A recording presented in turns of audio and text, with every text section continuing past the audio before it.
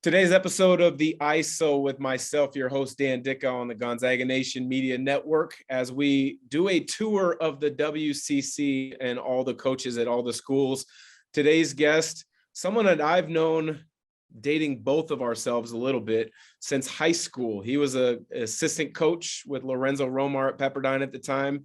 Now he is a tremendous coach at St. Mary's. He's gotten the Gales to the NCAA tournament a number of times, including this past season where they got to the round of 32. So head coach Randy Bennett. Coach, appreciate your time. Dan, thanks for having me on. I remember the good old days. I was chasing you around and recruiting you. Brought you down on the visit, but anyhow, it goes fast. So it does go fast. You and I were talking before we hit the record button just about family and kids and experiences of coaching. I'm in that midst right now of coaching my boys who are 10 and 16. You coach at the highest level, but you also had boys or have boys that are kind of in the midst of finishing their playing careers. What's that been like for you as a head coach that watches knowing all that you know? So I was an active participant in it as well. Like I would help coach a team up till, or organize them, whatever, till 7th grade. And it was probably my favorite time and one of my favorite times in life, just being able to help them, help their friends, and try and send them some messages that I think are important for life. And just, you can get so out of whack. You have so many people that don't know what is coming, that are trying to guide them, but they don't really know. They don't know what is important. And I've seen the finished product many times for many years. And so it was fun, and try to make that a special time for them, just like it was for us.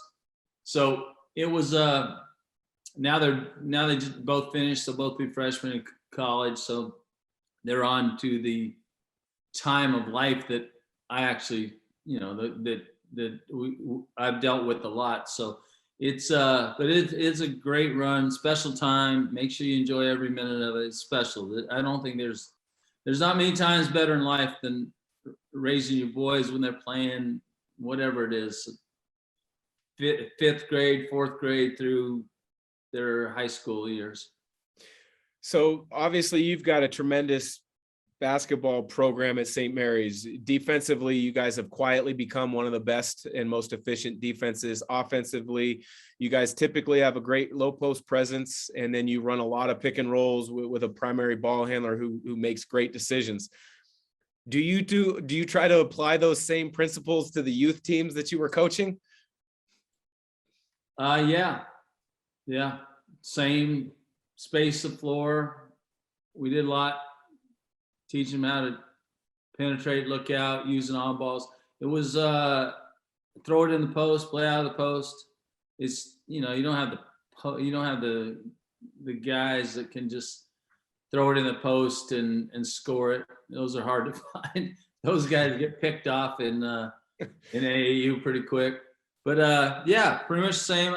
So much it was focused on attitude, working hard, what it takes, the hours. And I just remember when they're little, we'd give them the message of the day, like we'd have a little quote or something, and just get them right attitude wise. I think that's so important, especially that they can get sideways quick, but they're all good kids.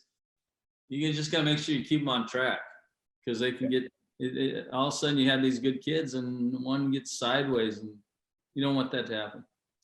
Well, your program hasn't gone sideways at all. You guys have continued to excel in the West Coast Conference. This past season, as I mentioned, made it to the round of 32 after you guys obliterated Indiana in the first round. Did you have a favorite point of last season when you knew your team was really good and you had a chance to get to the NCAA tournament and win a game or two? You know what I'm going to say, don't you? I have an idea. Yeah. You know what? I knew we were pretty good when we were able to beat Gonzaga, and I knew we were tough to going into the year. And that's if you ever went back and looked at my comments. I just knew we were tough, and we were pretty tight. Our guys, our kids, they were right. Like they were right about being a team, being unselfish, and they're really tough. So I thought we'd be good because that. I was hoping we'd have enough points that we could score enough to win. But they did that, and Kuzi got better, Logan got better, Tosh got better as far as scores, and that got us over the hump. Like we could score enough, we were good defensively, and but when we were able to beat Gonzaga at our place, I was like, all right, because Gonzaga is good, they're really good, and they're the best team we play every year. So we hadn't beaten them I don't know, since conference tournament, been a while. And so to be able to do that mentally and just toughness wise and be able to guard them, if you can do that, you're pretty good. So that would be a long-winded answer to your question.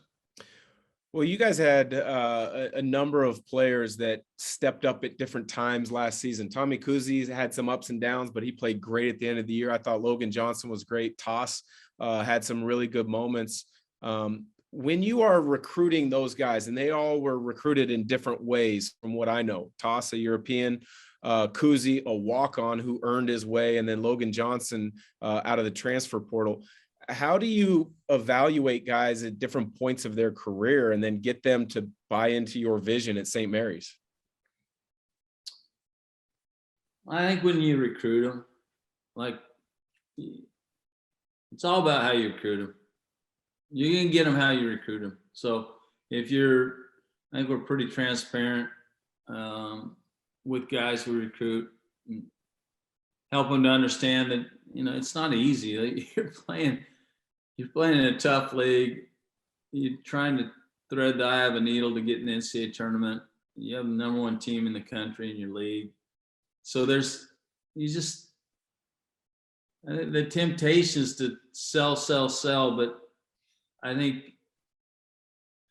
we try and be really honest with them, make sure they want us as much as we want them, and recruit them on those terms. And they get there and they understand this, it's not going to be easy. A guy like, I'll just use one guy, Mickey McConnell, he came in his first year, he was getting DNPs, and he's a player like you, actually, a lot like you. And he's getting DNPs. Second year, he's getting 15 to 18 minutes. Then Patty Mills broke his hand and he got moved into the starting lineup, and then his career kind of took off. But when he was going through those times, his freshman year, he wasn't that good. He really wasn't. We were good. That team was good, but he really wasn't quite ready yet. But he hung in there. It wasn't, hey, I'm going to put my name in the portal. It was none of that. It was, I gotta beat somebody out, and I gotta get better. And he did, and then eventually became player of the year in our league and went to Sweet 16, whole deal. So we try and recruit guys that have that mentality, that they understand they're gonna have to work and get better, because you have to be, if you're a regular guy, you have to get old, and if you're gonna be on a really good team. And so we try and help them understand that. We get it, we hit it right on the head from the beginning, and then that's why we don't have a lot of transfers. And we've had a lot of guys. Jock Londale, same deal. He was getting DNPs as a freshman, sophomore year, played 15 minutes. Then it clicked. And same thing with Jordan Ford. So we try and get guys that we think are good, that are going to have to develop and become good, and then go from there. And it's I think it's the way to go for us at the level we're at, the place we're at. If we're North Carolina, Duke, you can get those guys that can get it done as a freshman. Every once in a while we will, but not, it's hard because the top's pretty high. The level we're trying to compete at is pretty high. It's just hard to get 18 18-year-olds come in, maybe 19, that are ready to help you win at that level as a freshman. Yeah, I've always felt like unless you're one of those complete outliers where you're an easy one and done projection, it takes 3 years to get comfortable. It took me 3 years in college. It took me 3 years in the NBA. And I think, unfortunately, there's not enough players or programs that have the ability to see through that time frame and give it a chance to work. When you look at the WCC last year, I thought it was a tremendous league, 3 teams in the NCAA tournament.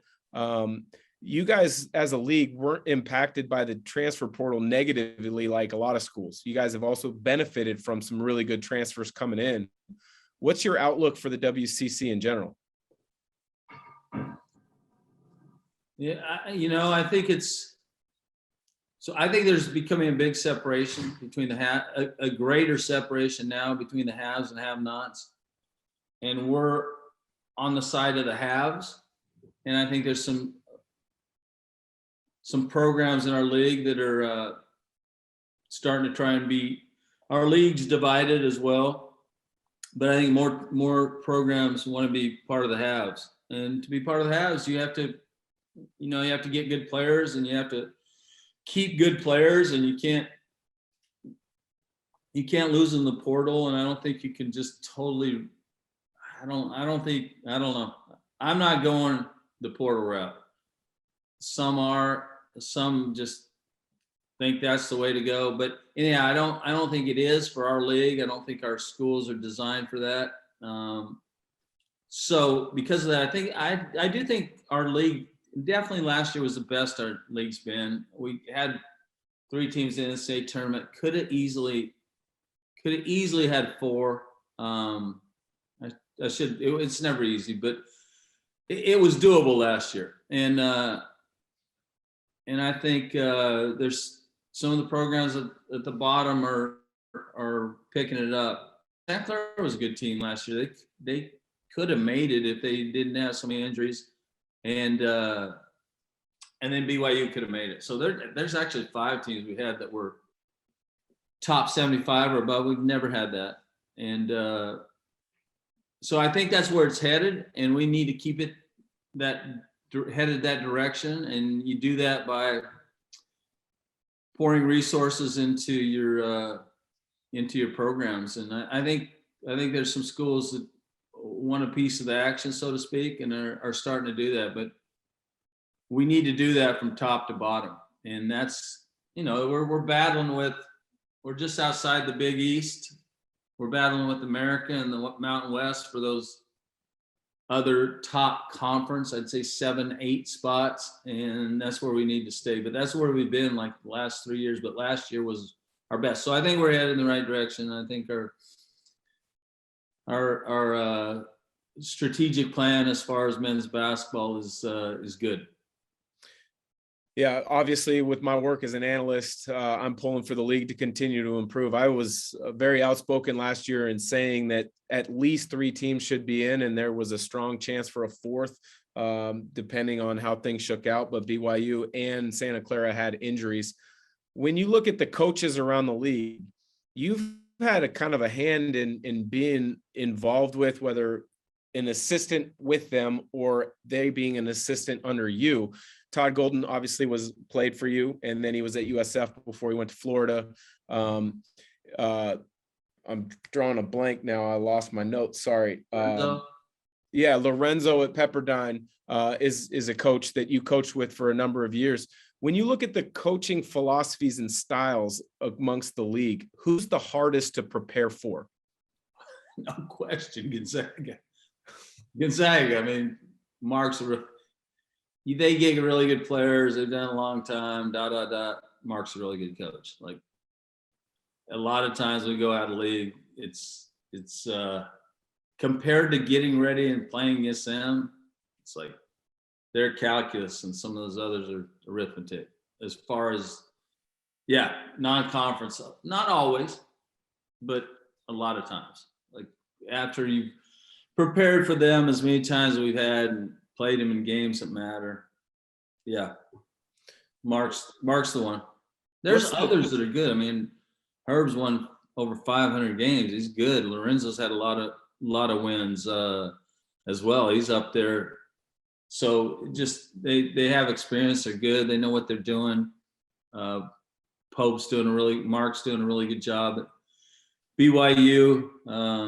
So there's a lot of them. I'm not going to go into all of them, but there's a lot of good ones. But there's a reason Mark's done what he's done. And it's not just because he's had good players. They develop their players. You're an example. But they've done it for a long time. They really play right, and I think they really act right as well. I mentioned Todd Golden, a former player of yours. You touched on Mickey McConnell earlier. He's an assistant on your staff. How is the transition for you when you have a former player go on to staff with you and coach? Is it something where towards the end of their playing career, you start talking to them about it? Does it just happen after their playing career? And what attributes do you look for out of those guys? That's a great question. First of all, it's the best. Like when you get one on your staff, like a you or a Mickey, or we have Joe Rahan. Actually, I have 4 of them on my staff: Wayne Hunter, Mickey, Joe, and then Dan Sheets played for us, and he's like he's our ops now. So that's how I want our program. Like I'd like our program to be St. Mary's guys. I think that's when you keep it pretty tight in the family. But when you get one of those, like a Mickey, the trust level is so high. The guy is a competitor. The guy is how he processes things, and it's a huge advantage. It saves years of getting to know a guy, and these guys have all not only played at St. Mary's, they played for me. They played in our program. They know our offense, defense. We don't change that much, so they know every drill. They know our individuals, and they can. I think they really can help our players because they went through it, and they can help them understand what they're going through. So it's yes, I usually recognize it when they're playing. Like I know the guys that'll probably end up being coaches. Like Dellavedova should. Mm-hmm. He'd be great. He says he's not going to, but he should. He's got plenty of money, so he may not have to. But he when Mickey was playing, I told Mickey, I said, whenever you're done playing pro, you got a job if you want it. And that's exactly what happened. We had a job open after his 8th year playing pro, and he lives up here. He was living up here in the summer. We was playing overseas, so he'd always come up and play with our guys. But eventually, we had a full-time position open, and he's making good money in the pros, and he could have played for another 8 years probably. And I just say, hey, Mick, we have one open if you want to do it. I didn't think he'd do it. And then next day, he and his wife have 2 kids, and so I think they're tired of doing all that. But he said the next day he wanted to do it, and that was that. So, and Joe was the same way, Rahan, and I knew he'd be a good coach. I knew he'd want to coach, and he's a really sharp guy. So usually they're not all like that, but usually I know it when they're playing, especially the point guards. But I had Rob Jones. We had Todd Golden for a second, and then he got on with Kyle at Columbia. But anyhow, it's very gratifying to have one of your former players come and coach for you. It makes it fun. And then when they do something like Todd did, you get a head coaching job, it's the best. It really is the best. I can imagine there's going to be no Florida St. Mary's matchups in the near future, but you guys have really kind of upped your non-conference schedule in the last couple of years. Is that due to looking at analytics? Is that due to just wanting to challenge your program a little bit more? Or how has that evolved? I think it's been a moving target a little bit as far as what you have to do to get an NCAA tournament, be an at-large, like you want to try and be an at-large. And I mean, we've been right there for a long time. And so some years, and it's changed recently because this quadrant 1, quadrant 2, we were trying to play just the RPI and the net, and we were good there. But that wasn't the end all on the selection committee, how they picked them. So once we kind of figured out you need quad 1, quad 2s, those are the ones that matter.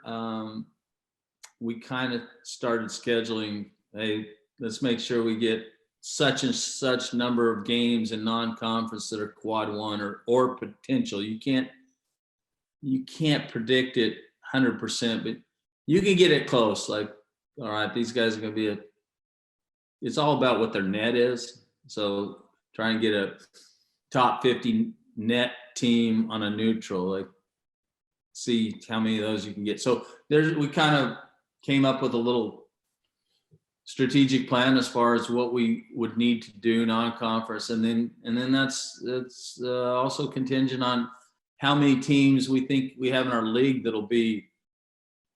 Is Gonzaga gonna be a quad 1 both places, your place and their place? What's BYU gonna be? What's this year USF was a quad 1 both places. So you probably need to get 10 or 12 quad 1 or high quad 2 games to have a chance as an at-large, and that's what we did, and that's what USF did, and that's why we got in. It's so funny how the terminology for everything has changed. As opposed to just a good win, now it's the quad 1, quad 2, and how the selection committee really kind of looks at so many different factors and values different things.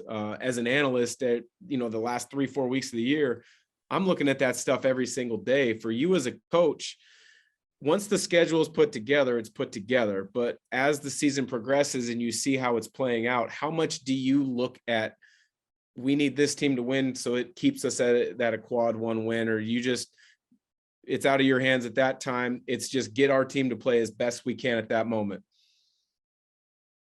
Yeah, it's out of our hands, but and honestly, I just focus. It's so much more focus is on what we're doing next game, because that's your real controllable, and the other ones are just kind of fun to look at. This year it was Notre Dame. We needed them to get in the top 50, so it'd be a quad 1, and they'd go to like 52, then 49, and whatever. I'm not gonna lie, you look every day. Like, this is the first thing you do when you wake up. Like, what did they move to last night?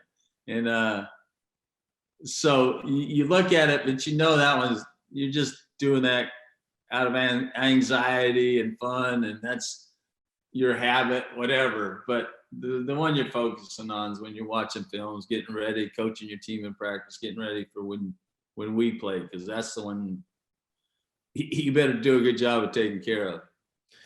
When you're watching film, preparing for an upcoming opponent, what do you focus on? Do you focus on how they guard pick and rolls? How do you guard and how you can exploit it? Do you focus on how they guard the post to create your game plan? Because every coach looks at things slightly different. Great question. And it's changed over the years. You look at all the stuff, personnel, how they're going to guard you, where you have an advantage on a matchup. But it always gets down to this. I tell my staff this. It always gets down to on balls. Nowadays, it wasn't always that way, but for probably the last 10 years, it's been that way. How are they going to guard yours, and how are you going to guard them in pick and rolls, on balls, whatever? That's the toughest thing, and that's why so many people have gone to it. It's the toughest thing to guard. Easiest, you got to have the right personnel, but easiest way to. Not only the game has gone that way, and I think because of the three, the on ball has become such a such a way to play. And so the end all is usually, all right, how are we defending their on balls? So if on balls are so very important to the game and your program, you got to have a great point guard. You've had some great ones, Dellavedova, Mills, Mickey McConnell, Joe Rahan. When you're evaluating them in the recruiting process, what do you look for out of a high school kid in pick and rolls? Is it patience? Is it the ability to turn the corner? Is it the ability to make passes out of a pick and roll? Or is it just the feel that you get that they're in control maybe in that pick and roll setting? Probably three things on that. And we do look at it. We've been playing that way since we went to it with McConnell and Dellavedova in 2010 is when we went to it heavy. And I think we were on the forefront of using on balls, and we've used them ever since. So we study it hard, and that's key recruit for us, recruiting point guards. I think the biggie is, can they see? Can they, like some guys can't see. If they can't see, you're just gonna have to play with them a different way. But that's what made Dellavedova so good. He was probably the best in the country in pick and rolls, but he knew where every rotation was coming from. He knew everything that was going on. He knew how to move the pieces so he'd get what he wanted. And honestly, I've learned a lot from our guards. We had Mickey and Deli at the same time, and I just think it really helps when you have two of them out there, and it just puts a lot of heat on the defense. And so that's one. Can they shoot? That helps because it's a lot easier guarding on ball. They can go under. And the other is, can they score? It's better if they can score. So those are three things that they need. I think they need to have to be like an all-league guy, and those are the ones we're trying to get. So they will develop in our system. We'll be able to make them better shooters, better scorers. It's hard to make them better passers. We can make them better at not turning over, but it's hard to make them. It's hard. I just think you can make them a little better, but the good ones like Emmett Nar had great vision. Deli had great vision. I don't think you can teach it. I think you make them better, but only you teach the great passer, the great vision. Nemhart, Gonzaga, he's got it, and you recognize it right away. I think when you do it long enough, you recognize it right away when you're recruiting. That goes spot on with one of the comments I always make when I get asked about players is too many people want to call themselves a point guard because they make one play. Just because you can make an occasional point guard play doesn't make you a point guard. You've got to be able to kind of, as you talked about, make all those reads and then make the pass. And a point guard makes it every single time with the right decision. Last question, Coach, and I appreciate all the time. You've been at the WCC for a long time, whether it's, San Diego, whether it's Pepperdine, and now the head coach at St. Mary's. Who's been the most stressful player that you've had to game plan against? You go back to your time as an assistant or current head coach. I think about that. They're Timmy's not easy. He's a handful. Like, we usually don't have to double or triple. He's a handful. Like, you can't guard him straight up, I don't think. But Sabonis he was a handful too. And that Dickau kid, he was good. I wasn't searching for that. Actually, the guy I was thinking you might say would have been Steve Nash. You know what? He was good, but I would have never thought he was going to be what he ended up being. Like, I feel like we played against guys. I wouldn't say him for us. Yeah, and some of those times, it was good. He wasn't good as far as a great offensive player. But Dana Jones was. I think you were around for Dana Jones at Pepperdine. He was really good. He is a handful. So it's there were some good ones back in the day. Obviously Nash was good, but he wasn't quite in college what he was. You wouldn't have projected him. Obviously they picked him like 16th pick. You wouldn't have projected him to be an MVP. Yeah. And he became that, and credit to him. He was great. He had a great belief, and he got his team to play with great belief. And I think he was a great leader. So, but as far as just a dominant athlete and all that, I didn't feel him that way. Yeah. Well, Coach, I really appreciate the time. I know the offseason is a little bit of time to get away from some media requests and recharge your batteries, but I appreciate the time. I look forward to hopefully calling some St. Mary's games and following the WCC closely again next year. So thanks again. Dan, thanks. Look forward to seeing your little guys grow up and be out there on the circuit, and that'll be fun. Enjoy that.